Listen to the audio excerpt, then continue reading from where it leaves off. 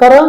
ICDS ಅಂದರೆ ಸಮಗ್ರ ಶಿಶು ಅಭಿವೃದ್ಧಿ ಯೋಜನೆ ಆರಂಭವಾಗಿ ಇದೀಗ 50 ವರ್ಷಗಳು ಪೂರ್ಣಗೊಂಡವು.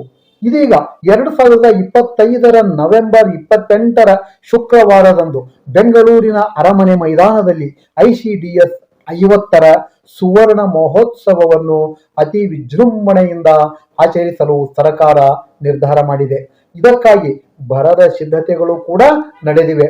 ಮಹಿಳೆ ಮತ್ತು ಮಕ್ಕಳ ಅಭಿವೃದ್ಧಿ ಇಲಾಖೆ ಸಚಿವೆ ಲಕ್ಷ್ಮೀ ಹೆಬ್ಬಾಳ್ಕರ್ ಅವರು ವಿವಿಧೆಡೆ ಸಂಚರಿಸಿ ಕಾರ್ಯಕ್ರಮದ ಯಶಸ್ಸಿಗೆ ಬಿರುಸಿನ ಪ್ರಚಾರವನ್ನ ಕೈಗೊಂಡು ಜಿಲ್ಲಾ ಕೇಂದ್ರಗಳಲ್ಲಿ ಪೂರ್ವಭಾವಿ ಸಭೆಗಳನ್ನು ಕೂಡ ನಡೆಸ್ತಾ ಇದ್ದಾರೆ.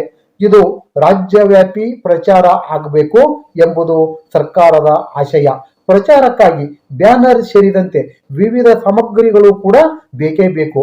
ಆದರೆ ಬ್ಯಾನರ್ಗಳಿಗಾಗಿ ಸರ್ಕಾರದ ಬಳಿ ಹಣ ಇಲ್ಲವೇನೋ.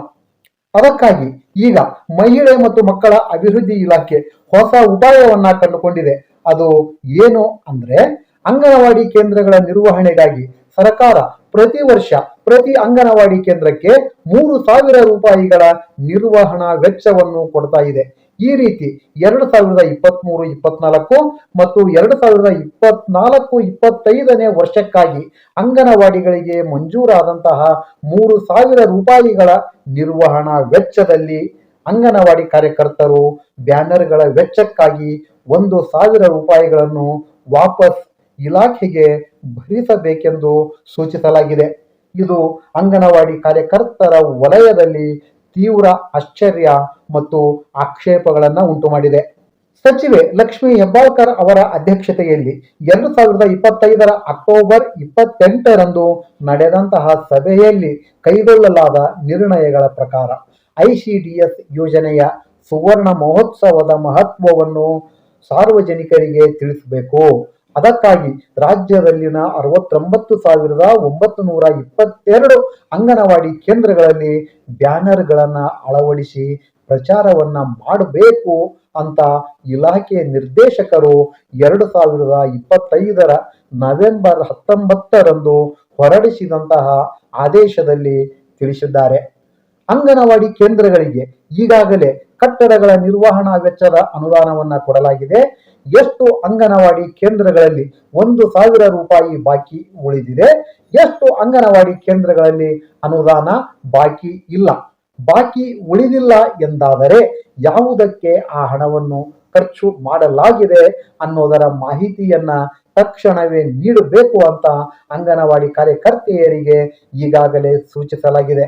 ರಾಜ್ಯದಾದ್ಯಂತ ಏಕರೂಪ ಮಾದರಿ ಅನುಸರಿಸುವ ಉದ್ದೇಶಕ್ಕಾಗಿ 6 ಅಡಿ ಅಗಲ 4 ಅಡಿ ಎತ್ತರದ ಬ್ಯಾನರ್ ಮುದ್ರಿಸಿ ಸರಬರಾಜು ಮಾಡಲು ದರಪಟ್ಟಿಯನ್ನ ಆಹ್ವಾನಿಸಲಾಗಿತ್ತು. ಇದರಲ್ಲಿ ಬೆಂಗಳೂರಿನ ಝೇಂಕಾರ್ ಜಾಹೀರಾತು ಸಂಸ್ಥೆ ಕನಿಷ್ಠ ಬ್ಯಾನರ್ ಒಂದಕ್ಕೆ 996 ರೂಪಾಯಿಗಳ ದರವನ್ನ ನಿಗದಿ ಮಾಡಿದೆ. ಅಂಗನವಾಡಿಗಳಿಗೆ 2023-24, 2024-25ನೇ ಸಾಲಿನಲ್ಲಿ ನಿರ್ವಹಣಾ ವೆಚ್ಚವಾಗಿ 3,000 ರೂಪಾಯಿಗಳನ್ನ ನೀಡಲಾಗಿತ್ತು ಎಂದು ಆದೇಶದಲ್ಲಿ ಹೇಳಲಾಗಿದೆ. ಈ ಅನುದಾನದಲ್ಲಿ 1,000 ರೂಪಾಯಿಗಳನ್ನು ಅಂಗನವಾಡಿ ಕಾರ್ಯಕರ್ತರು ಇಲಾಖೆಗೆ ವಾಪಸ್ ಕೊಡಬೇಕು. 6 ತಿಂಗಳ ಕಾಲ ಬ್ಯಾನರ್ ಅನ್ನು ಅಂಗನವಾಡಿ ಕೇಂದ್ರದಲ್ಲಿ ಪ್ರದರ್ಶನ ಮಾಡಬೇಕು. ಅಂಗನವಾಡಿ ಕೇಂದ್ರಗಳ ನಿರ್ವಹಣೆ, ಸ್ಟೇಷನರಿ, ಪಾತ್ರೆ ಖರೀದಿಗಾಗಿ ನಿರ್ವಹಣಾ ವೆಚ್ಚದ ಮೊತ್ತವನ್ನು ಬಳಕೆ ಮಾಡಲಾಗ್ತಾ ಇದೆ.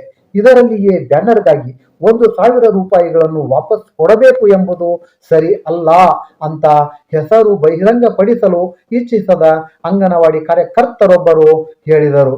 ಮತ್ತೊಂದು ವಿಚಿತ್ರ ಎಂದರೆ 2023-24ರಿಂದ ಹೈದರಾಬಾದ್, ಕರ್ನಾಟಕದ ಕೆಲವು ಜಿಲ್ಲೆಗಳು ಸೇರಿದಂತೆ ರಾಜ್ಯದಲ್ಲಿನ ಕೆಲವು ತಾಲೂಕುಗಳಲ್ಲಿನ ಅಂಗನವಾಡಿ ಕೇಂದ್ರಗಳ ಜಂಟಿ ಖಾತೆಗೆ 3,000 ರೂಪಾಯಿಗಳ ನಿರ್ವಹಣಾ ವೆಚ್ಚವೇ ಜಮಾ ಆಗಿರುವುದಿಲ್ಲ ಎನ್ನುವ ವಿಚಿತ್ರವೂ ಈಗ ಬಹಿರಂಗಗೊಂಡಿದೆ. ಸರ್ಕಾರ ICDS ಸುವರ್ಣ ಮಹೋತ್ಸವಕ್ಕಾಗಿ ಕೋಟ್ಯಾಂತರ ರೂಪಾಯಿಗಳನ್ನು ವೆಚ್ಚ ಮಾಡ್ತಾ ಇದೆ. ಆದರೆ ಬ್ಯಾನರ್ ವೆಚ್ಚಕ್ಕಾಗಿ ಅಂಗನವಾಡಿ ಕೇಂದ್ರಗಳ ನಿರ್ವಹಣಾ ವೆಚ್ಚಕ್ಕೆ ಕತ್ತರಿ ಹಾಕಿದ್ದು ಮಾತ್ರ ಸರಿಯಲ್ಲ. ಈ ಕ್ರಮವನ್ನು ಸರ್ಕಾರ ತಕ್ಷಣವೇ ವಾಪಸ್ ಪಡೆದುಕೊಳ್ಳಬೇಕು ಅಂತ ಹೇಳ್ತಾ ನನ್ನ ಮಾತಿಗೆ ಪೂರ್ಣ ವಿರಾಮ ಹೇಳ್ತೇನೆ. ಎಲ್ರಿಗೂ ನಮಸ್ಕಾರ.